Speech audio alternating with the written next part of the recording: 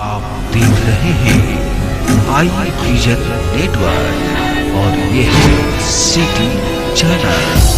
नई सोच नई दिशा।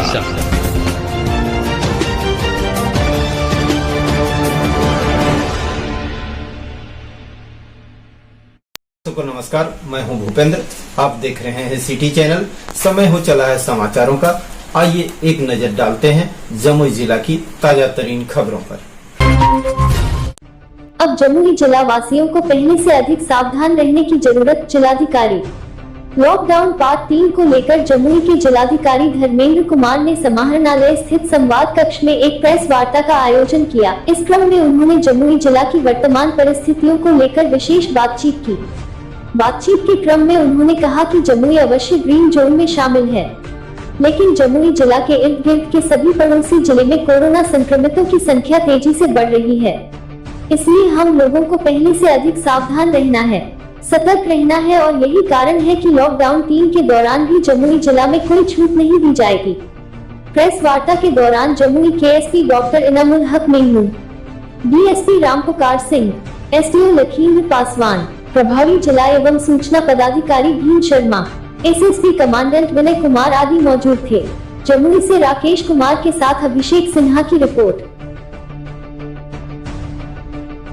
आप सभी लोग यहाँ पे जो भी हैं सब लोग जानते होंगे कि अभी तक अपने जिले में संक्रमण का एक भी केस नहीं है।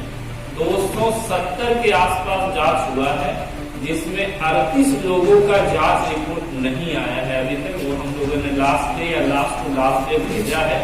242 लोगों का जांच रिपोर्ट आ गया है, उसमें कोई भी व्यक्ति संक्रमित नहीं है।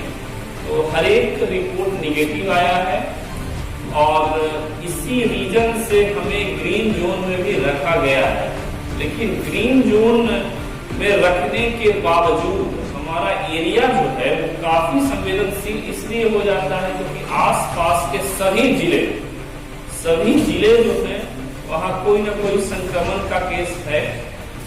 तो इसी रीजन से हम लोगों ने भी सीमाओं को सील रखा है अपने, और भी बहुत सारे इश्यूज हैं। तो संक्रमण का केस तो अभी तक है नहीं हम लोग के यहाँ पे। तो आप लोग देख रहे होंगे कि मीडिया के माध्यम से या बहुत से माध्यमों से हम लोग के संज्ञान में आ रहा है कि एक भ्रम लोगों में है कि आज से यात्री सेवाएं जो है वह स्टार्ट होंगी या फिर ऑटो ये सब स्टार्ट होगा। तो अभी तक इस बारे में हम लोग को स्टेट गवर्नमेंट से कोई विस्तृत दिशा निर्देश नहीं आया है। तो अभी हम लोग स्थिति को यथा स्थिति जो है वहीं रखेंगे और सामान्य आवश्यकता की वस्तुएं जो हैं वो तो दुकान काफी समय से ओपन है ही। सुबह 6 to शाम 6 तक की दुकान ओपन है, ये भी आप लोग को आइडिया होगा। स्कूल वगैरह बंद है, बंद ही रहेगा। शॉपिंग वाला जो भी अच्छा जगह है, वी मार्ट, विशाल मेगा मार्ट, ये सब जो बंद है वो बंद ही रहेगा। इसके साथ साथ अभी बहुत सारे स्टेप राज्य स्तर पे हम लोग उठा रहे हैं। राशन कार्ड एक इम्पोर्टेंट स्टेप है। आप लोग जानते होंगे कि जिले में 2,61,000 राशन होल्डर्स हैं, राशन कार्ड जिनके पास है। उसमें से लगभग 1,80,000 लोगों को हजार रुपए की राशि हम लोगों ने दे दी है। और रेस्ट जो लोग हैं बचे हुए, उन सब को भी राशि देने के लिए उनके हाउस टू हाउस हमारा दल जा रहा है और IFSC code, bank account number हम लोग ले रहे हैं उनका, और उसे भी हम लोग इस वीक में राशि दे देंगे। इसके साथ साथ जीविका के माध्यम से, SHG के माध्यम से हम लोगों ने वैसे लोगों का एक लिस्ट हम लोग के साइड से रेडी हुआ है जिनके पास की राशन कार्ड नहीं है। तो जब हम विदिन जीविका देख रहे हैं तो 14,000 के आसपास जीविका दीदियां हैं, उनके पास राशन कार्ड नहीं है। इसके साथ साथ लगभग 10 से 12,000 लोग आउटसाइडर आए हैं, मतलब जो कि जीविका के सदस्य नहीं है लेकिन उनके पास राशन कार्ड नहीं है। तो हम लोग उनका भी डाटाबेस रेडी हो गया, उनका भी एंट्री हो रहा है। फिर से हम लोग 2,61,000 का जो हमारा डाटाबेस है उसमें हम लोग डालेंगे उनको, और उसके बाद देखेंगे उसमें कि क्या इनका राशन कार्ड है नहीं है, क्योंकि समस्या ये भी आ सकता है कि कोई सेकंड टाइम अप्लाई कर दिया हो। सहायता ऐप के माध्यम से आप लोग को आइडिया होगा कि विशेष सहायता हम लोग दे रहे थे वैसे नागरिकों के लिए जो कि बिहार के रहने वाले हैं लेकिन आउटसाइड बिहार में रुके हुए हैं या फिर संभवतः आ नहीं पा रहे हैं, तो सहायता ऐप के माध्यम से सभी को 1000 रुपए देना था। उसमें डिस्ट्रिक्ट लेवल पे आवेदन जो आए हैं वो आए हैं 49,000 आवेदन आए हैं, जिसमें से 29,000 को स्वीकृति दे दी गई है। उसमें ऐसा भी हम लोग देख रहे हैं कि बहुत से लोग जो हैं वो आउटसाइड से यहाँ पे आ चुके हैं, लेकिन अपना फोटो या फिर आधार वगैरह किसी दोस्त को बॉम्बे दिल्ली में भेज दे रहे हैं और वहीं से अप्लाई हो रहा है। तो ऐसे 20,000 फॉर्म को रिजेक्ट भी हुआ है। अब ये जो 29,000 लोगों ने सहायता ऐप के माध्यम से फायदा उठाया है, आप सभी लोगों को आइडिया होगा कि MHA ने गाइडलाइन अपना दे दिया है कि ये लोग अपने राज्य लौट सकते हैं और उसके लिए बहुत से स्पेशल गाड़ियां स्टार्ट हो गई है, बहुत से लौट आना स्टार्ट हो गया है। राज्य स्तर से भी हम लोग को लिस्ट आ रहा है कि ये गाड़ी आ रही है, इसमें आपके यहाँ कितने लोग हैं। हम लोग अपने यहाँ से स्टेट लेवल पे या सीमा पर गाड़ियों को भेज रहे हैं, वहां पे हम लोग गाड़ी भेज करके उनको अपने यहाँ पे लेकर के हम लोग आएंगे।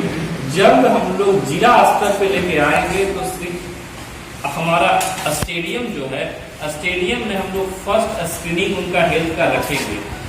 फर्स्ट स्क्रीनिंग जो उनका होगा उसमें हेल्थ वर्कर्स रहेंगे हमारे और उन सबका डाटा बेस रेडी होगा। सॉफ्टवेयर भी डेवलप इसके लिए हुआ है। हर एक व्यक्ति जो भी आउटसाइड से आ रहा है उसका डाटा बेस रेडी हो जाएगा। डाटा बेस में उसका नाम, उसका फैमिली का डिटेल, उसका फोन नंबर, आधार कार्ड और सब चीज उसका हर एक डिटेल रहेगा। साथ साथ यह भी जानकारी रहेगी कि स्थल है कौन सा, जिस स्थल से वो आ रहा है। कोई दिल्ली से आ सकता है, गुजरात से आ सकता है। तो वैसे लोग जो कि बिल्कुल हाई रिस्क एरिया से आएंगे, जो कि जहाँ पे कि फैला हुआ है संक्रमण बहुत ज्यादा, वहां पे हम लोग का विशेष ध्यान रहेगा। लेकिन साथ ही साथ हम लोग हर एक व्यक्तियों का रजिस्ट्रेशन होगा। रजिस्ट्रेशन होने के बाद उनका हेल्थ जांच होगा और उनका भोजन का व्यवस्था, नाश्ता पानी, ये सब इंतजाम स्टेडियम में हम लोग रखेंगे। लेकिन जो हम लोग का एक्सपेक्टेशन है कि लोग जो आ रहे हैं, आप लोग को भी आइडिया होगा कि यहाँ के लोग ये तो है नहीं कि कोई एक सिंगल स्थल पे है कि एट ए टाइम सभी लोग आ जाएंगे। कोई साउथ के राज्य में फंसा हुआ है, कोई यूपी में, कोई एमपी में, तो लोग धीरे धीरे ही आएंगे। तो रखिए कि डेली की संख्या में 100, 200 या फिर मैक्सिमम 500 से ज्यादा कभी भी लौट नहीं आएगा। जैसे कि आज हम लोग के यहाँ पे स्पेशल गाड़ी आज आ रही थी, तो उसमें सिर्फ 4 लोग यहाँ से है, तो उसके लिए भी बस भेज रहे हैं हम। फोर्स भी जा रही है साथ में उसको स्कॉट करने के लिए। तो ऐसे ही 10-5 टाइप की संख्या में ये लोग आएंगे। जब ये लोग आ जाएंगे तो ब्लॉक लेवल पे 46 बिल्डिंग्स को मार्क करके हम लोगों ने रखा हुआ है। इन सभी बिल्डिंग्स में इनको मैंडेटरी रूप से 21 दिन के लिए रखा जाएगा। अनिवार्य रूप से जिनका भी रजिस्ट्रेशन होगा उन सभी को 21 दिवस के लिए ब्लॉक सेंटर्स पे रखा जाएगा, जहां पे कि उनके रहने की व्यवस्था, भोजन की व्यवस्था, हर एक व्यवस्था हम लोग के साइड से होगी। इसके साथ साथ देखिए ऐसा भी संभव है कि बहुत से लोग जो हैं इन रूटों से आए नहीं, वो अपना ऑटो रिजर्व करके आ जाए या फिर कोई लोग वॉकिंग से आ जाए। तो मुखिया जी के स्तर पर, वार्ड के स्तर पर हम लोगों ने रिस्पॉन्सिबिलिटी ये सौंप दी है कि यदि कोई व्यक्ति आता है या फिर यदि वार्ड को, मुखिया को सूचना होती है कि उनके यहाँ पे कोई व्यक्ति आउटसाइड से आया है, तो जिला आपदा कंट्रोल रूम को इसकी सूचना वो लोग सौंप देंगे। जिला आपदा का सारा डिटेल हम लोगों ने बार बार सौंपा है आप लोगों को, उसका नंबर भी आप लोग के स्तर से फ्लैश हो जाएगा तो अच्छा रहेगा। और जैसे ही वहां से सूचना आएगी हम लोग का एक्सपेक्टेशन होगा, क्योंकि अभी हर एक जगह लोग संवेदनशील हो गए हैं, जागरूक हो गए हैं। अभी हम लोग पास इतना फोन आता है डेली का कि सर यहाँ पे इतने लोग आ गए हैं, यहाँ साउथ से आ गया सर ले जाइए, इसका हेल्थ जांच नहीं हुआ। तो हमारा उम्मीद है कि सभी जगह से जागरूक है, लोगों का फोन भी आएगा। हम लोग का एक्सपेक्टेशन यही होगा कि जो ब्लॉक लेवल सेंटर से हम लोग वहीं पर रखें, लेकिन ऐसा भी संभव हो सकता है कि वो डाटा बहुत ज्यादा हो, ऐसा भी संभव हो। लाइक हमने एक आपके सामने एक डाटा रखा कि 29,000 लोगों ने सहायता ऐप के माध्यम से राशि दी है। मतलब 29,000 लोग तो आउटसाइड है ही है। मान लिया जाए कि सभी लोग आ गए, या फिर कुछ ऐसा डाटा हो गया जो कि हम लोगों ने ब्लॉक के स्तर पर इंतजाम रखा है उसमें वो लोग नहीं आ पाए। तो ऐसे लेवल पे आपको आइडिया होगा कि स्कूलों के लेवल पे भी हम लोगों ने इंतजाम रखा था, जो कि मार्च के डेट में जो देखे होंगे 29-30 के आसपास जो आ रहे थे, तो हम लोगों ने उनके लिए वो जिस भी स्थल के हैं वहीं पे स्कूलों में इनमें हम लोगों ने रखा था। तो ये हम लोग का लास्ट रिसोर्ट होगा कि यदि संख्या ज्यादा होती है तो हम लोग उनको वहीं रखें। स्टूडेंट्स जो आउटसाइड से आ रहे हैं उनको हम लोग 21 दिन के लिए ब्लॉक में नहीं रखेंगे, उनको होम आइसोलेशन में रखेंगे, क्योंकि स्टूडेंट का अलग क्षेत्र होता है और फिर जो आउटसाइड से जो हमारे नागरिक आ रहे हैं उनका अलग एरिया होगा। तो उनको हम लोग होम आइसोलेशन में रखेंगे। बाकी इसके बाद कोई आप लोग के अंदर कोई डाउट हो, सवाल हो, मुख्य रूप से सर क्या उसके लिए कुछ गाइडलाइन आया कि सरकारी विद्यालय हैं या निजी विद्यालय हैं, उसके लिए सर अभी तक कोई ऐसा आप नहीं दे पाए सर, उस पर बता दिया जाए क्या गाइडलाइन है सर? अभी बंद रहेंगे यही गाइडलाइन। अभी उसका मतलब पठन पाठन के लिए क्या विशेष तौर पर जैसे व्यवस्था? आपको तो आइडिया है ऑनलाइन क्लास बहुत से जगहों पर स्टार्ट हुआ है, बाकी स्कूल नहीं। और फी के लिए सर जो उसके बारे में हम लोग देखेंगे स्टेट से गाइडलाइन आएगा सर। व्यवसायियों के लिए क्या?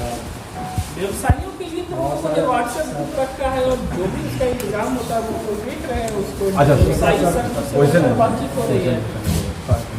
तो ग्रीन जोन में जमुई है सर, तो ग्रीन जोन को ध्यान में रखते हुए सर क्या क्या यहाँ पर रियायतें दी जाएंगी सर? ग्रीन जोन में तो है जमुई, लेकिन आपको आइडिया है कि मुंगेर बगल का जिला है जहाँ पे कि स्टेट में सबसे ज्यादा संख्या है। वहाँ से बहुत बड़ी संख्या में लोग आ रहे थे, सीमाओं को सील भी हुआ है, लेकिन फिर भी दाएं बाएं से कहीं से कुछ लोग आ ही जा रहे हैं। तो हम लोग इसीलिए बहुत ज्यादा रियायत देने के मूड में नहीं है। हाँ, तो किस तरह के सर दुकानों या किस तरह के प्रतिष्ठानों को लिए आदेश दिया गया कि वो लोगों को रियायत? आदेश तो आप देख ही रहे होंगे कि अप्रैल में सेकेंड लॉकडाउन जब हुआ था उसके बाद से बहुत सी रियायतें दे दी गई थी और आम लोगों को हमें नहीं लगता कि कोई दिक्कत हो रहा है। बाकी समय समय पे हम लोग देखते रहेंगे, यदि कोई समस्या होगा तो उसका समाधान होगा। तो सर 39,000 को आवेदन दिया था, उसमें 20,000 क्या रिजेक्ट कर दिया गया? 20,000 रिजेक्ट हुआ है। उसमें हुआ क्या है ना कि आपका जीपीएस लोकेशन लेगा वो। जैसे आप अप्लाई किए तो मान लिया जाए सोनो से आप अप्लाई कर दिए हैं और आप रहते तो आउटसाइड नहीं है। जैसे आपको आइडिया होगा कि 29, 30, 31 मार्च को जो लोग आए थे उसका भी डाटाबेस हम लोग के द्वारा रेडी हुआ था। तो लगभग 8800 लोगों का डाटाबेस हम लोग के पास था जो कि आ चुके थे। उस समय एक दौर आया होगा जब देखे होंगे 28, 29, 30 मार्च को आउटसाइड से बहुत सारे लोग आ रहे थे, तो उस टाइम में भी हमारे यहाँ पे बहुत सारे लोग आ गए थे। तो अब इसीलिए हम लोग एक्सपेक्ट कर रहे हैं कि भले 29,000 का डाटाबेस है लेकिन उतनी संख्या में लोग नहीं आएंगे। जो थोड़ा सा स्टेबल है, फैमिली के साथ में है या थोड़ा अच्छा मतलब देख रहा है काम धाम उसका है, तो क्यों आएगा?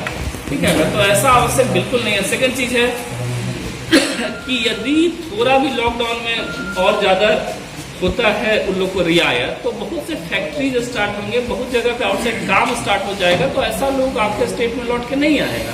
तो हम लोगों ने रेस्ट लोगों के लिए ये इंतजाम रखा है।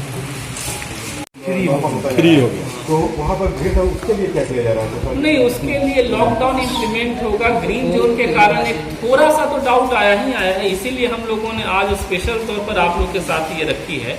और हम लोग का आप लोगों से आग्रह होगा कि आप लोग भी इसको अपने जो भी संदेश का माध्यम है उससे दें कि अभी हम लोग उतनी सुरक्षित नहीं हैं, अभी समय लगेगा सुरक्षित होने में।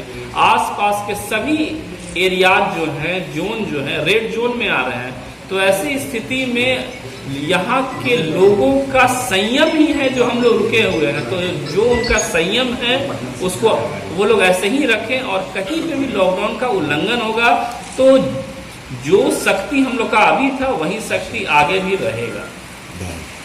सुपौल में उनको हुआ है कि आपका लाइसेंस रहेगा नहीं रहेगा, उसके बारे में उनको सुपौल हुआ है। बाकी हम लोग उनका रिप्लाई देख लेंगे, उसके बाद फर्दर हम लोग एक्शन लेंगे उसमें।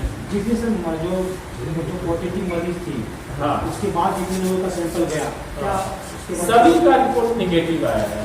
लेकिन हम लोग फिर से गौरव अल्ट्रासाउंड के जो 7-8 लोग थे, संभव ऐसा भी होता है, आप लोग भी अखबार के माध्यम से देख रहे होंगे कि यदि आप संपर्क में आए तो फर्स्ट वीक में नहीं आएगा, 14 डेज के बाद आएगा, 21 दिन के बाद आएगा। तो गौरव अल्ट्रासाउंड के जितने 8 लोग थे, उन सबका रीसैंपलिंग आज हो रहा है। आज फिर से हम उन लोग का सैंपल उठा के भेज रहे हैं कि संभव है कि उस डेट में नहीं आया हो, आज आ जाए, तो फिर से उसका रीसैंपलिंग आज कर रहे हैं। तो गौरव अल्ट्रासाउंड से जुड़े अभी तक कितने लोगों का सर सैंपलिंग भेजा जाता है?